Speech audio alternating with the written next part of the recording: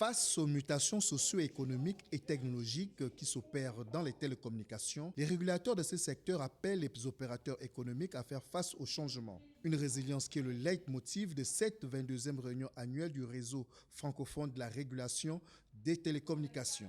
C'est donc dans ce cadre que cette 22e réunion annuelle nous réunit sur le thème « Quel modèle d'affaires et quelle stratégie des opérateurs télécoms dans le futur ?» C'est une occasion pour tous d'échanger et d'apprendre sur ce qui semble se dessiner pour les opérateurs que nous régulons, dont les modèles d'affaires sont appelés à évoluer au gré des technologies et des grandes innovations. Tout en dressant le bilan des précédentes rencontres, les assises de la capitale gabonaise souhaitent répondre à des défis majeurs. La régulation est un travail complexe entre intérêts d'État, gains des opérateurs et des investisseurs, profit des consommateurs. Nous sommes en face toujours des différentes évolutions technologiques à une vitesse de transition énorme. Nous, arbitres du secteur, régulateurs, devons toujours être prêts, comme ceux qui ont l'obligation de tout savoir, de tout anticiper et de tout prévoir.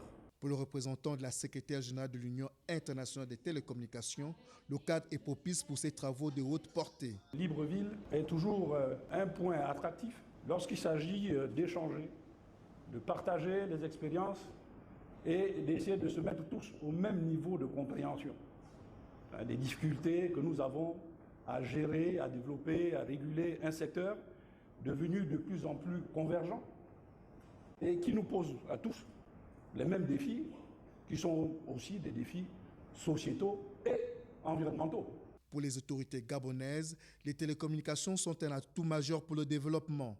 Le Gabon, comme plusieurs autres pays francophones, travaille à laisser son empreinte numérique dans le monde. C'est fort de cette conviction que son Excellence, le général de brigade Brice Clotaire Oligui Nguema, président de la transition plénière et plus chef de l'État, place l'économie numérique comme un puissant catalyseur de diversification de l'économie, de développement et d'inclusion sociale. 2 jours durant, les régulateurs des pays francophones mèneront leurs travaux sous forme de panels et de tables rondes pour des solutions idoines au thème du Fratel 2024.